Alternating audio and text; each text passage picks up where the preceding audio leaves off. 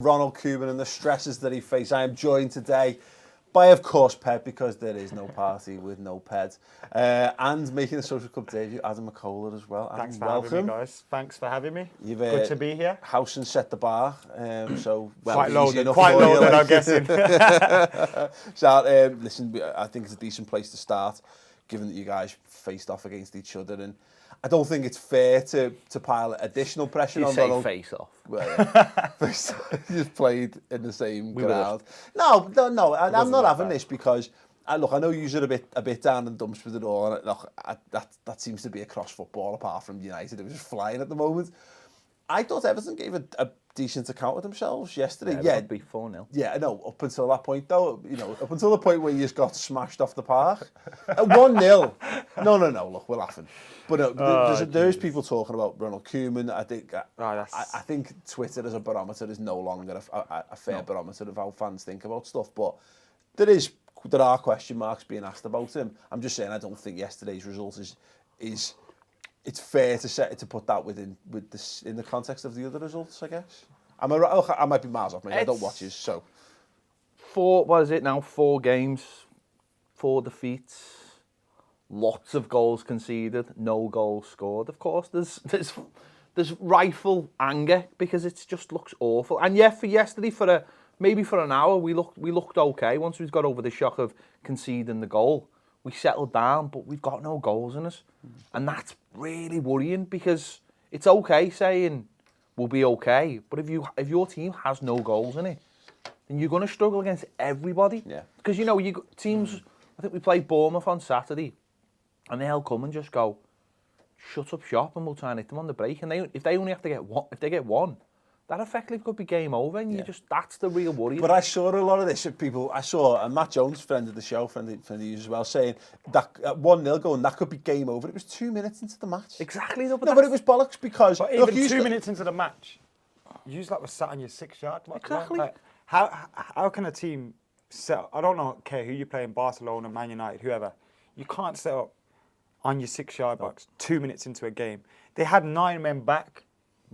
Valencia took a shot from an 18-yard line. There was 9 men between him and the goal. Yeah, that doesn't make any sense. The goalie was probably blocked more than anything else. Yeah. No, you can't set up. You're absolutely right. You can't play players like Ashley Williams and Phil Jagielka and expect to try and force a team back, because where can you go? You know that if your players are defending the edge of the 18-yard box, how are you going to stretch a team? It can't happen. I just think you haven't replaced the goal from Romelu Lukaku though. I think, is Rooney the only person to have scored in the league for you this season? Yeah. Well, that's 2 goals. And I think Rooney is going to get you goals, but he's going to get you 10, 15 maximum in the league. I don't think you've replaced the goal scorer. And you look at Bournemouth, who you said are coming to Goodison Park at the weekend. They've got Jermaine Defoe. Like, even someone like that for Everton, in addition to Rooney. I agree, and I would have signed. I said this nearly 12 months ago. I didn't understand why other clubs weren't looking at Jermaine Defoe top side. And I would have had Jermaine Defoe, and I would have had Chicharito, before he went to West Ham. I would have, but it was, no, we'll be okay. No, but you're right, we haven't replaced Lukaku's goals, but the problem is, the style of play we have means that how can players get up the pitch and actually sit in the opposition half for 10, 15 minutes and just dominate the play? We can't, because we're so... You need pace around But Rooney, and he hasn't got a failing of, you've had it's changing too much too soon. But I think you had to go out and buy that many players. So, but is this a natural byproduct when you'd have to buy a lot of players? It's going to take a while for things to gel. We did have to go and buy a lot of players. So all this talk of, it's like Spurs, too much too soon. We had to buy those players. Yeah. But it's how we've adapted them into the side. And obviously losing Lukaku has been huge, but not replacing Lukaku. We couldn't have gone out and found a Lukaku replacement, because if we found that player, he would have gone to Chelsea effectively. But what we needed to do is try and go like for like. We should have got Benteke. We should have broke the bank. Well, you look at. I mean, it's not the perfect solution, but Fernando Llorente moving for 10, 12 million pound or whatever it was. We overlooked those kind of players. Even someone like that Woods, who's gone to Burnley. why aren't we looking at these players and going, you know what, for 15 million quid, he's going to be another option? But was there just a limit to what you could do in one window? And he's thought, No. I've got enough goals from midfield. You know, because look, there's no shortage. I think in goals. But you can't bring those players into the game without having a striker who can hold the ball up. If you haven't got pace in your team, you need someone who can hold the ball. Rooney picks the Wayne Rooney at Manchester United. I got fed up of watching him play for United because he slowed the game down a lot. He would drop deep constantly. He was no longer a number 10, number 9. And he's playing up front for Everton. And when I saw Rooney had a good game yesterday, even though he gave the ball away to us quite a lot. But he had a good game yesterday and he did stretch Bailly and Jones. But going into the game, I thought Rooney, no problem for Bailly and Jones. And as good as Wayne Rooney has been, as good as a signing as it was for Everton, it's not the signing. I think they needed him, but they needed more than Wayne Rooney. But people questioning Ronald Koeman at the moment, it's mad because you watch Sky, you watch Matchday, you watch all this stuff, and you see all these pundits saying, "Oh, is Koeman in danger?" Same pundits that were criticising Palace for sacking De Boer after 4 games. And I think you've got to look at his fixtures. They beat Stoke was that the opening game? Yeah. And since then they've had a difficult run of games that even I would have hated to have. That's the problem, I think, is as well, isn't it? I think it does skew it a bit. Here's the problem you guys have got, I guess, is that the De Boer thing almost makes it easier to have the conversation about his future because he's just totally. It was a stupid decision by all accounts, but whether it's a right conversation or not, it just means that that's now a talk, and that's gone. So who's the next guy that we can move on to talk? Yeah, but about, listen, I don't give a fuck about anyone else talking. I really don't. It's got, who gives in life and in football? I don't give a. I honestly, I couldn't give a monkeys about who's talking about it. Listen, Danny Murphy and people like that. Listen, if a nuclear bomb hits, I hope it hits them because they're all cunts. So let's just put that right. I'm not going to mix my words. The people who will be talking is Everton fans and Everton as a club, and I don't think Everton as a club will be talking about anything about Koeman as of yet. Our next 4 games are more important than our last 4 games because we've got Sunderland on Wednesday night, then we've got Bournemouth, we've got the Limassol in the Europa League, and then we've got Burnley. I mean, they're not easy games, but they're obviously more winnable. Nails, mate. Exactly, they're more winnable though than the last 4. So I think he should be judged on this next 4 to see where this team's going. But the point is, there has been massive failings this summer, and what makes it worse for me is that we brought in players that we needed. Clearly, a goalkeeper, a centre half, but we haven't addressed areas where you look at a team and go, that might become a problem next season. They have become problems. Yeah. We needed another centre-back. We look like we need another left-back now because Leighton Baines looks like he's just... Not that he's finished, but he's playing every single game. Do you know what I mean? He's playing every game. That's not fair on him. Yeah. But we desperately needed a striker, and we should have paid the extra. We lingered on Giroud far too long. Listen, his Bear doesn't want to come to Liverpool, and she doesn't want him in hotels because he's got a dodgy record of being in hotel rooms on his own in Liverpool, allegedly. So we should have just broke the bank and got Benteke. Apparently we were quoted at the last week of the transfer window, 60 million. We should have paid it. Fuck off. Honestly, we should have. 60 million for Benteke? Well, that's just the way the world is, isn't it? We should have paid it. No. It's not. No, but here's the thing, mate. What you'd underestimate. He scores at Anfield. He does score at Anfield. He does score against us, you're right. Maybe that's enough. But no, Benteke is not as good. He's fast. He's strong. He's not fast. He is. He's not fast. Is he faster than you? Yeah, but what's that? What kind of barometer is that like? You know what I mean? No, but what I mean... He's blacker than me as well, like, you know what I mean? It's like, it's not a barometer. It's not something I'm going to win, you know what I mean? Well, clearly. Although, when you go to Anglesey for a weekend, you do come back looking... Really good to Anglesey, yeah. No, but we waited too long to sign Giroud, and it was never going to happen, and we should have had other alternatives. The irony is, we bought a lad that we couldn't bring in because of work permits, and he's playing in the Champions League and scoring goals for Anderlecht. Nice one. Yeah. No, it was. I think Rooney though is gonna. I think you guys are eventually going to be seeing that Rooney shouldn't be starting. Rooney's the guy behind the guy. Rooney's for me, been great. No, but we said this is the problem. He's not. I think he's gonna hold you back a little bit.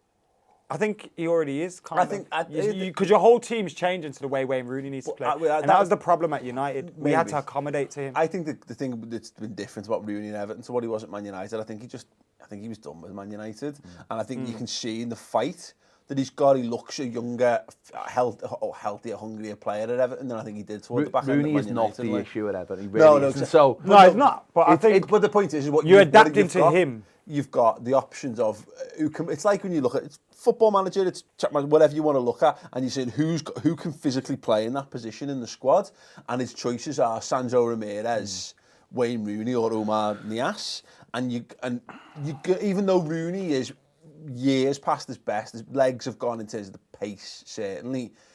You're going to put him in there because, well, the good thing, because you've got Gylfi Sigurdsson who can play behind. But you watched him yesterday, though, he's still got the intelligence.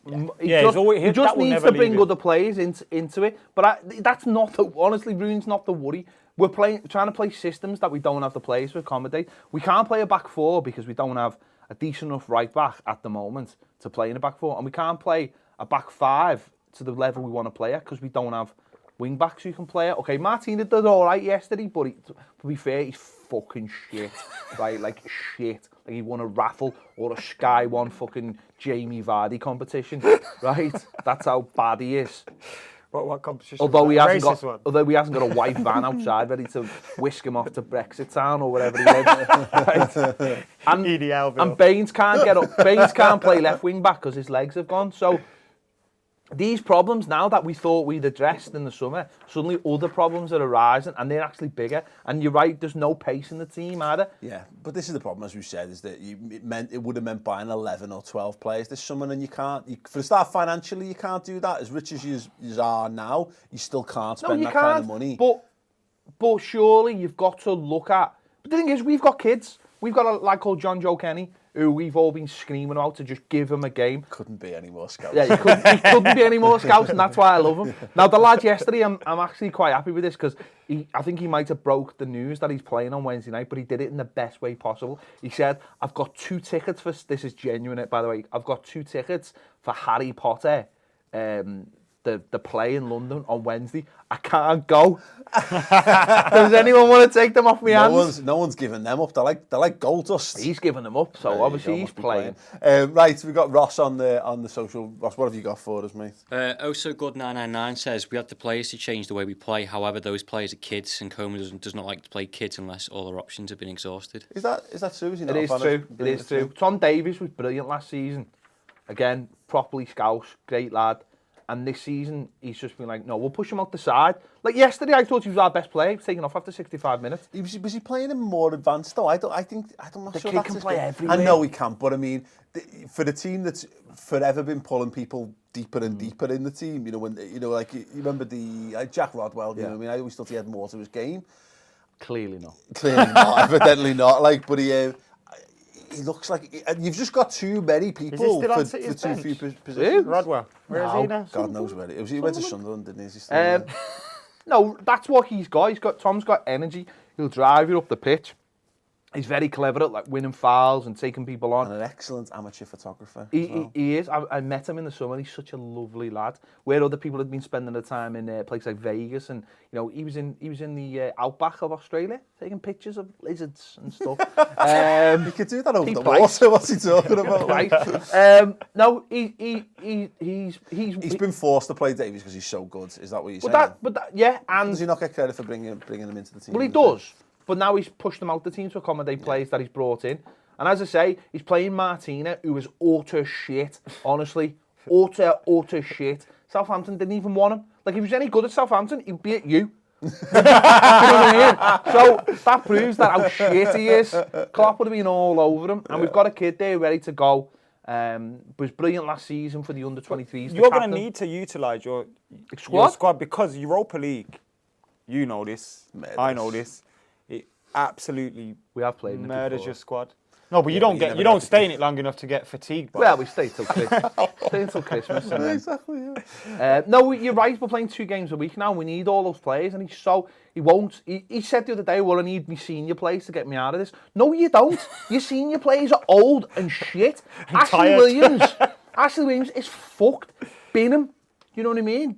He's got to start moving people around, and his refusal to do that so far is frustrating. Yeah. And that's what annoys people, and that's what annoys fans, because he's quite a cold manager. We've said this before, which it doesn't really bother me either way. But when it's the crunch, fans go, well, fuck you, because with Roberto Martinez, he was a clown.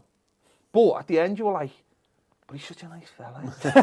And he smells really nice. You know what I mean? And he's just a big Jason Derulo fan. Exactly. When you seen him busting shape, you were like... But with this fella, you're just like, fuck him. Yeah. Back to Ellesmere Port. You got a couple... careful. You got a couple more there, Ross? Yeah, Captain Fantastic says, why are people in English football not patient enough to develop a football team and think that you can only be successful by splashing cash? This is the thing about this for me is... I mean, it depends, because no one knows with Koeman, because if he got the big offer, and whatever that might be, he's developed a career of self-improvement, as it were. He wants to climb the ladder or whatever. He'd go, but for me, it was never going to be about this season for Everton. You were never going to be a top 4 contender this year. It was always about, you spend the money, you do what like Man City did when they first got some dough, and buy some good players, maybe just make an incremental improvement, and then put some more finishing pieces, by 2 or 3 quality players. I agree with that, and I agree with the comment. But as I said, we've got another one's Holgate.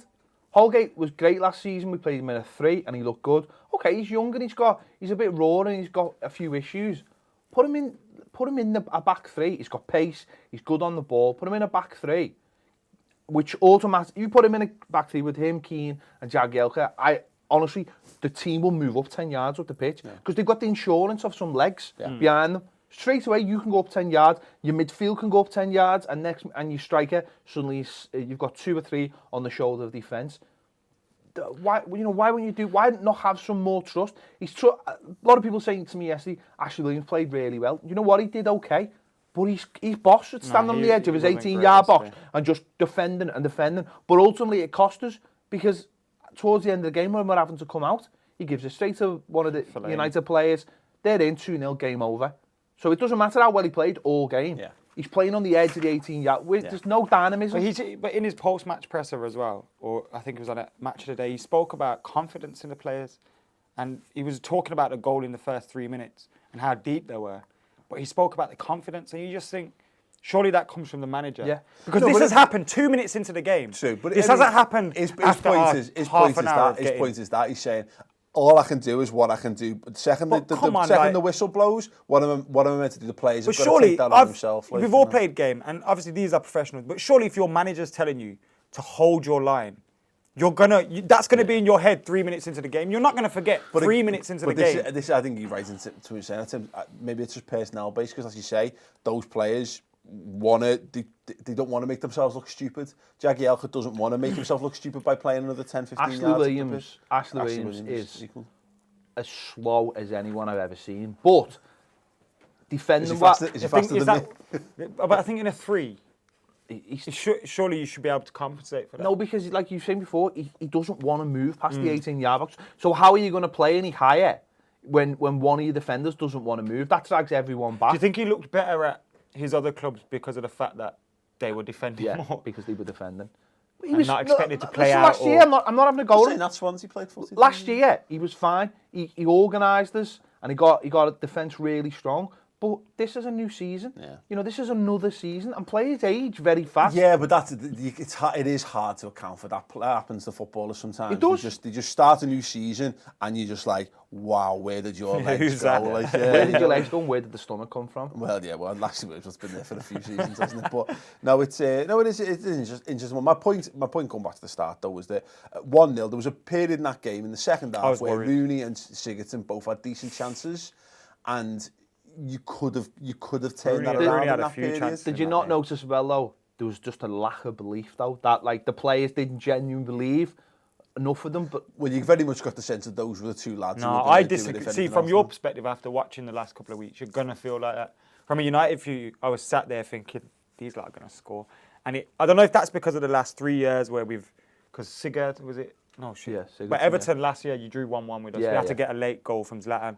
Last season, Burnley, West Ham, Stoke, we kept dropping points. Sigurdsson bagged the goal for us for Swansea in the last minute, grabbed a point for them. So at Old Trafford over the last few years, there's been games like that where 1-0 up, 75 minutes, and you start thinking, oh, God, these lot are going to score. And they had their chances. Yeah. But we've got that ability now that if we're winning 1-0, like we were discussing earlier, if we're winning 1-0 and the team has to open up to us, you know, it's what you're talking about, Williams coming out with the ball. Once teams have to open up against us, we're killing them. Yeah. Because we're too good. And I actually thought yesterday was one of our most poor games because the midfield wasn't. I thought Matic was great, but as a whole, the midfield wasn't. Yeah, absolutely. Okay, Sam, we're going to wrap that up there. Thank you very much for watching that. We're going to be back. We're going to be talking about Liverpool's defensive woes because, you know, let's just complete the set on Merseyside of misery. And we're going to be talking about the rather, well, let's be honest, a bit stupid way people are discussing overhead kicks at the moment in the wave of people. Loads of people getting kicked in the face. There's also going to be a video over on Adam's channel as well, so subscribe to all the channels of People Presence. That'll be amazing, and we'll see you soon. Ta-ra.